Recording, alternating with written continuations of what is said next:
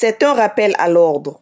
Le ministre Jean-Luc Moutou a rappelé aux promoteurs des écoles privées de se conformer aux taux relatifs aux examens d'État, ce, à un moment où certains établissements scolaires pratiquent des montants excessifs. La note, elle existe, on ne va pas revisiter ces sommes-là maintenant.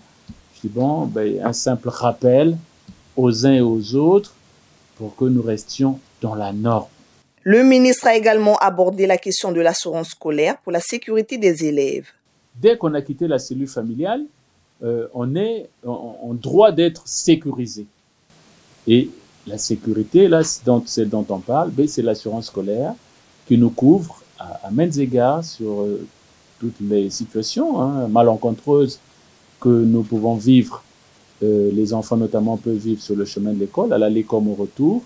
Et donc je pensais qu'il était bon aussi à ce moment. Nous avons été là aussi interpellés par certains partenaires sur la nécessité de protéger nos enfants sur le chemin de l'école. Et c'est à ce titre que nous avons évoqué cette problématique, je pense, avec tous les chefs d'établissement du public pour répercuter cette information auprès des élèves et auprès des familles. Et aussi, je me suis dit qu'il ne fallait pas oublier de rappeler cette disposition à nos partenaires. Et le deuxième vice-président de la CONAPEPCO précise. Souvent, il y a une sorte de confusion dans ces frais-là. Cela arrive pendant la campagne des inscriptions, parce qu'il y a d'autres charges. Il y a certains promoteurs qui exagèrent quand même. Il faut négocier avec les parents d'élèves, par exemple la préparation, les prépa-examens, les travaux dirigés. Dérogation, respect du SMIG, inscription des employés à la Caisse nationale de sécurité sociale, autant de points débattus dans cette salle.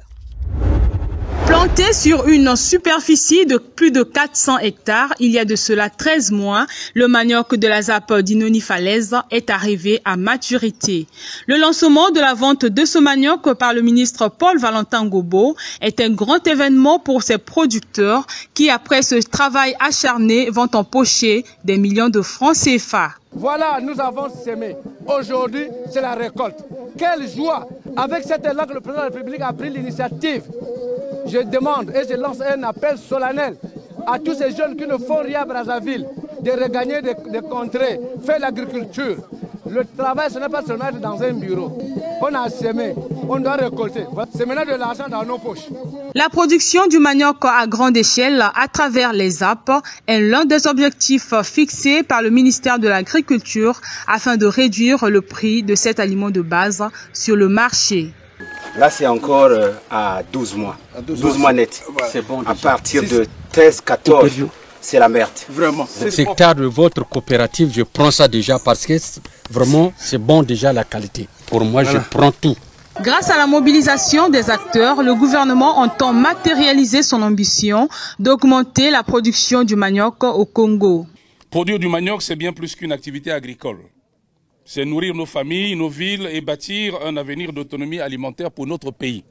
Il est évident que les petites exploitations traditionnelles ne suffisent plus à nourrir efficacement le pays. Sans de grandes surfaces agricoles aménagées et mécanisées, comme celle d'Inoni-Falaise, il nous sera difficile, voire impossible, de produire en quantité suffisante pour réduire durablement le prix du sac de foufou. C'est la problématique de tous les pays très urbanisés d'ailleurs. Ainsi, en multipliant ces initiatives, en étendant les surfaces cultivées et en améliorant nos rendements, nous progressons vers un objectif que nous partageons tous, c'est-à-dire rendre nos produits de base plus accessibles à chaque famille congolaise. Dans le cadre de la compétition agricole, la ZAP d'Inoni-Falaise était bel exemple de réussite. Cette activité génératrice de revenus attire les jeunes des localités environnantes. Alors que les compositions du premier trimestre se profilent à l'horizon de les établissements scolaires, l'heure est aux préparatifs. Et les chefs des établissements scolaires multiplient les stratégies en vue d'assurer le bon déroulement de cette évaluation.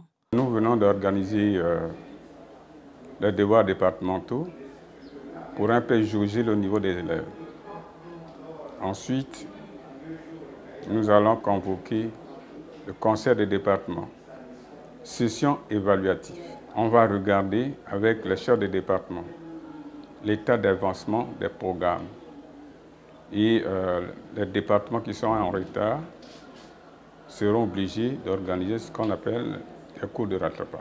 Du côté des élèves, tout est fin prêt pour affronter ces compositions.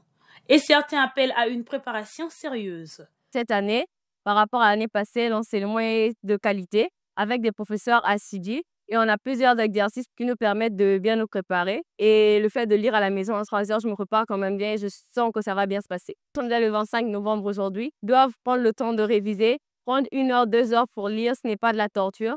Mais au contraire, ça nous permet d'assimiler nos leçons et de faire de nous des personnes demain. Dans les établissements scolaires, tous s'accordent sur l'importance de ces évaluations qui vont se dérouler du 9 au 20 décembre prochain. La modernisation numérique de l'enseignement supérieur en République du Congo reste une préoccupation majeure du gouvernement congolais, déjà en pourparlers avec plusieurs partenaires pour donner corps à cette ambition. C'est ce qui explique cette séance de travail de la ministre de l'Enseignement supérieur, de la Recherche scientifique et de l'Innovation technologique avec une délégation de la Banque européenne d'investissement. Edith Delphine Emmanuel et ses invités du jour ont passé au crible tous les contours possibles. Une réunion très constructive avec la ministre de l'Enseignement supérieur. On a pu discuter des projets qui seront financés à travers le volet Union européenne et Banque mondiale. Et bien sûr, maintenant, on va s'atteler à travailler sur ce projet. Le projet, c'est le système d'information pour l'enseignement supérieur.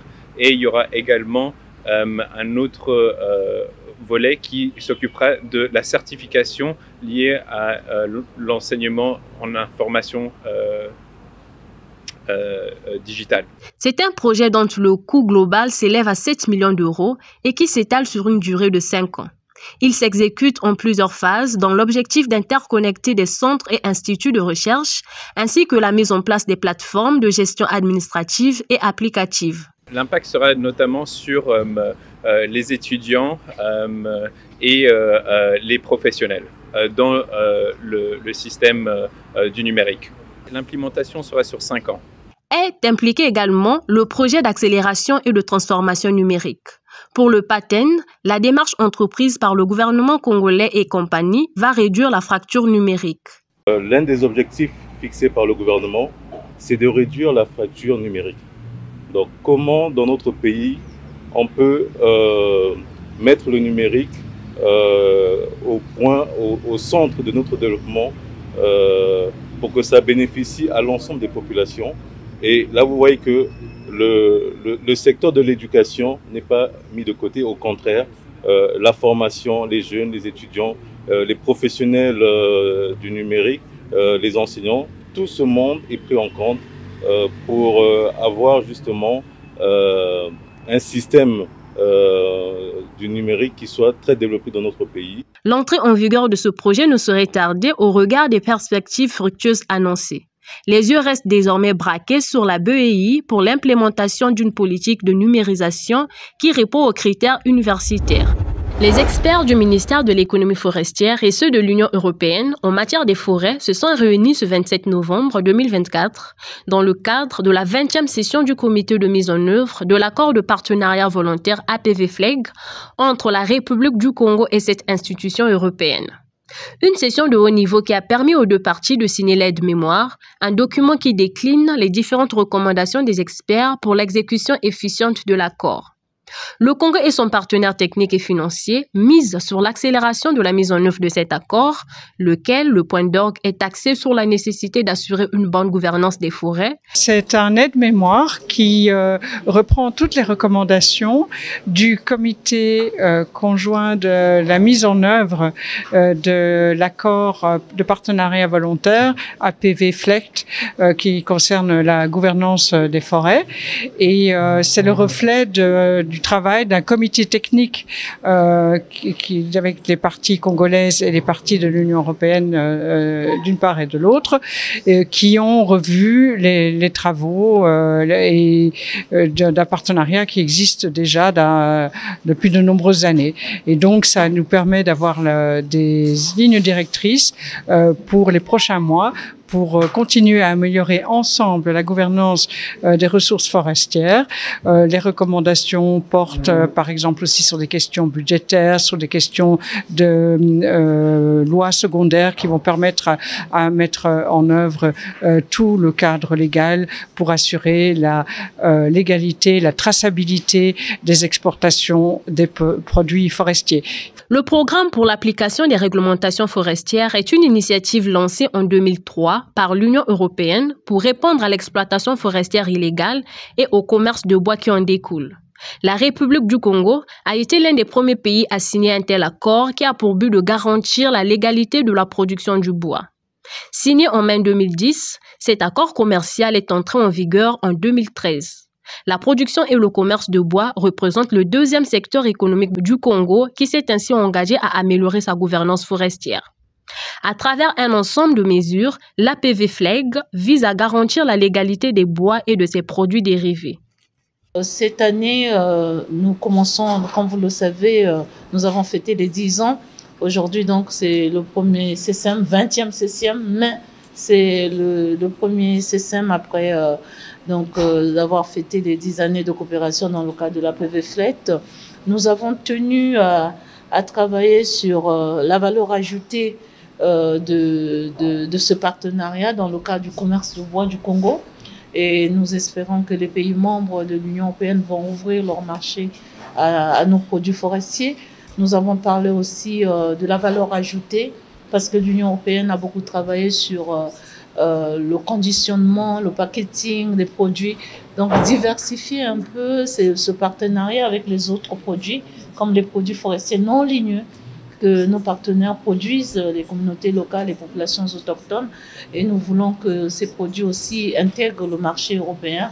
Et donc nous comptons beaucoup sur la délégation de l'Union européenne pour aller vers les autres pays membres. L'objectif de cette réunion conjointe était de faire le point des progrès réalisés depuis la dernière séance du comité.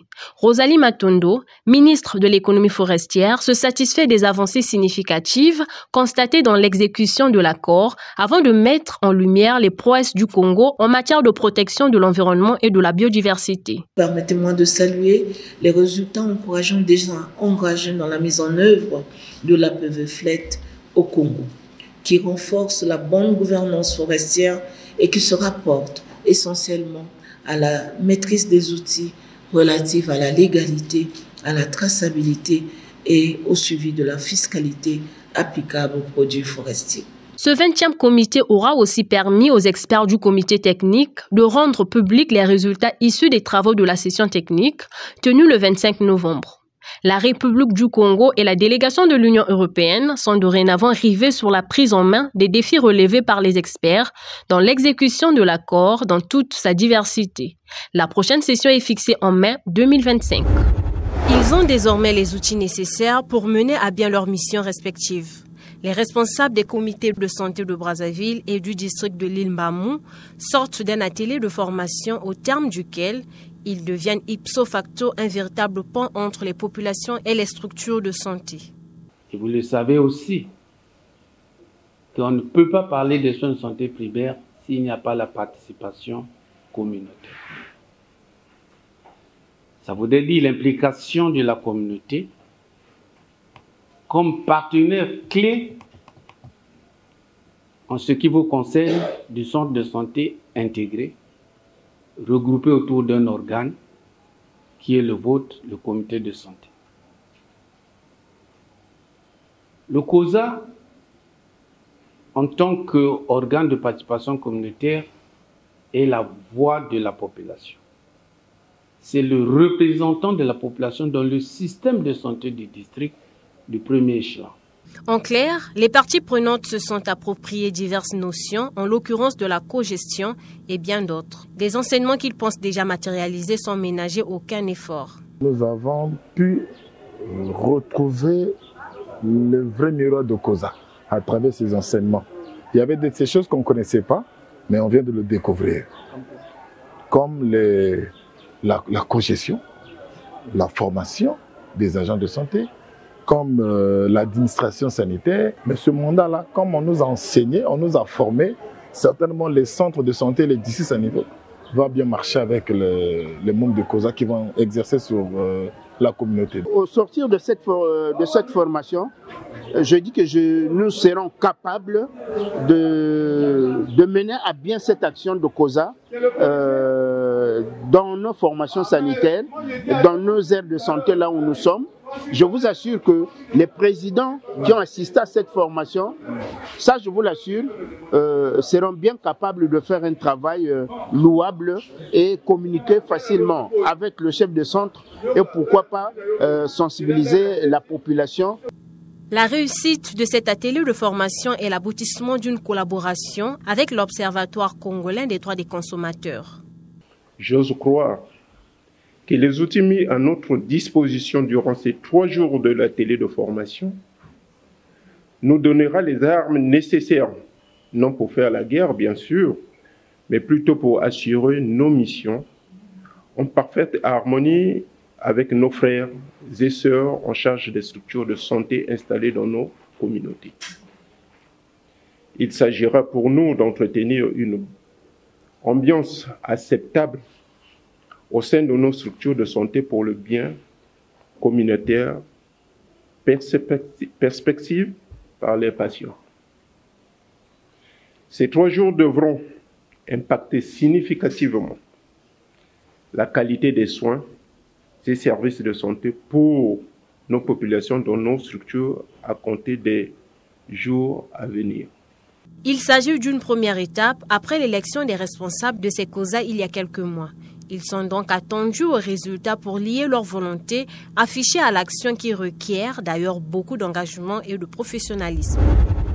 C'est à travers un communiqué tombé tard dans la soirée de jeudi que le chef de la diplomatie tchadienne annonce la fin de l'accord de défense et de sécurité qui liait son pays à la France. Son homologue français Jean-Noël Barrot était déjà en Éthiopie. Pour Abderrahmane Koulamala, cette décision prise après une analyse approfondie marque un tournant historique. En effet, après 66 ans de la proclamation de la République du Tchad, il est temps pour le Tchad d'affirmer sa souveraineté pleine et entière et de redéfinir ses partenariats stratégiques selon les priorités nationales, a-t-il dit dans un communiqué. Un peu plus tôt, le chef de la diplomatie tchadienne avait appelé la France à considérer son pays comme un État souverain. Cette visite qui est une visite fructueuse qui renforce nos relations bilatérales à tous les points de vue. Et la France est un partenaire essentiel, mais elle doit aussi considérer désormais que le Tchad a grandi, le Tchad a mûri, et le Tchad était l'État souverain et très jeune que ça se donne. Après avoir été forcés de quitter le Niger, le Mali et le Burkina Faso, les troupes françaises s'étaient redéployées au Tchad, qui était déjà un partenaire stratégique de Paris. À Addis Abeba, Jean-Noël Barrot, le ministre français des Affaires étrangères, a rappelé que son pays était dans un processus de reconfiguration de sa stratégie militaire en Afrique. Nous procédons à un changement de posture militaire, marqué par la volonté de reconfigurer nos partenariats en coordination avec nos partenaires africains, afin qu'ils puissent être plus souples et en mesure de mieux répondre et de répondre plus rapidement à leurs attentes. Nous restons pleinement mobilisés pour la réponse aux crises sur le continent. L'annonce de N'Djamena est intervenue le jour anniversaire de la proclamation de la République tchadienne le 28 novembre 1958 et un mois avant les élections législatives et locales prévues le 29 décembre. C'est une véritable ruche dans ce centre de santé composé de conteneurs maritimes convertis, situé au cœur de Mlolongo, une ville sur l'autoroute très fréquentée entre Nairobi et Mombasa. C'est l'une des 7 cliniques installées dans des villes de transit le long du corridor nord du Kenya. Elle fait partie d'un réseau de 50 autres cliniques en Afrique de l'Est et du Sud. Ces cliniques sont gérées par l'ONG North Star Alliance. Elle offre des soins de santé aux populations mobiles comme les chauffeurs routiers, les travailleurs du sexe ainsi qu'aux communautés qui interagissent avec eux. Lorsque ces populations se déplacent, l'accès à des soins de santé de qualité diminue. C'est pourquoi nous devons les cibler et rapprocher ces services d'eux afin qu'ils puissent contribuer à réduire ou à couper la chaîne de transmission. Le ministère de la Santé du Kenya indique que les chauffeurs routiers longue distance et les travailleurs du sexe présentent une forte prévalence du VIH et d'autres maladies sexuellement transmissibles. Patrick, nom d'emprunt, 75 ans, est chauffeur routier depuis près de 5 décennies. Il raconte avoir été contrôlé positif au VIH après un voyage professionnel au Botswana. Il a rencontré des difficultés pour accéder à des médicaments dans certains pays étrangers, mais grâce au réseau de cliniques de North Star Alliance, il peut désormais les obtenir à travers les frontières. Maintenant, je peux simplement me rendre dans l'une de leurs cliniques avec ma carte. Une fois que je la montre, ils regardent et identifient mon type de médicament. Puis, ils me le donnent. S'il y en a 4 ou 5, ils connaissent ma prescription. Catherine Wanja, travailleuse du sexe et éducatrice auprès de ses camarades dans la ville de Mlolongo, explique à la VOA que les chauffeurs routiers sont ses meilleurs clients car ils sont bien sensibilisés aux mesures préventives. Les chauffeurs routiers ont leur propre famille. Alors nous devons utiliser une protection pour me protéger le client et protéger sa famille. Pour étendre son impact, North Star mène des campagnes de sensibilisation en collaboration avec les communautés locales. Eunice Mouikali, qui gère une maison d'hôtes et un bar dans la région, explique que le partenariat entre son entreprise et le centre de santé a permis d'éduquer les clients, principalement des chauffeurs routiers et des travailleurs du sexe. Par exemple, nous leur conseillons d'utiliser des préservatifs pour se protéger. Nous leur disons aussi de venir chez North Star car nous avons un lien avec eux et ils offrent des services gratuits. Et s'ils sont infectés ou s'ils ont oublié leurs médicaments, nous leur disons de venir chez North Star pour se ravitailler. North Star indique avoir fourni des services de santé à plus de 180 000 patients dans la région en 2022. La majorité d'entre eux sont des chauffeurs routiers et des travailleurs du sexe. Qu'est-ce que vous savez des tirailleurs? Ils sont tirés par l'armée française. L'armée française. En quelle année? En 1944. Très bien. Situé dans la banlieue de Dakar, Thiaroye garde toujours la marque du massacre de 1944 perpétré par les troupes coloniales françaises. Dans le collège Thiaroye 44, les élèves s'intéressent à cet événement historique, mais pour l'heure, dans le programme officiel, le massacre des tirailleurs de Thiaroye n'est pas enseigné comme cours. Ça, c'est un ceinturon. C'est la tenue que portaient ces tirailleurs-là une fois qu'ils ont été transités ici dans le camp militaire de Thiaroye. On aimerait bien que les autorités sénégalaises pensent à intégrer l'histoire de Thiaroye 44 dans le programme. Parce que jusqu'à aujourd'hui, il y a des collèges ou bien même des lycées. Si aujourd'hui on demande à ces élèves-là, qu'est-ce que vous connaissez sur l'histoire de Thiaroye 44, ils ne seront pas en mesure de répondre, de dire quoi que ce soit sur ce massacre de Thiaroye. L'enseignement scolaire sénégalais porte la marque d'une forme d'effacement du massacre de Thiaroye, à laquelle les nouvelles autorités politiques en place depuis avril veulent remédier. À l'approche de la commémoration, le Sénégal a mis en place une commission de recherche dans les archives françaises sur le massacre de Thiaroye. Constituée d'historiens, d'archivistes et de documentalistes, la commission a présenté ses premières conclusions lors d'une conférence de presse à Dakar. C'est une mission difficile, mais une mission qui a réussi, si je peux m'exprimer, dans la mesure où nous avons pu avoir des choses inédites. Nous avons, dans un premier temps, été en contact avec des éléments qui ne parlaient que du contexte général, qui parlaient de la Seconde Guerre mondiale. Mais nous avons eu aussi, par exemple, des actes de décès de tirailleurs fournis. En explorant les registres de décès de Dakar de 1945, nous avons relevé beaucoup d'actes de décès de tirailleurs. Un colloque sur le massacre réunira des chercheurs du Sénégal et d'autres pays les 2 et 3 décembre à Dakar et Thiaroye. L'un des ateliers sera consacré à la place des tirailleurs morts à Thiaroye dans les programmes d'histoire.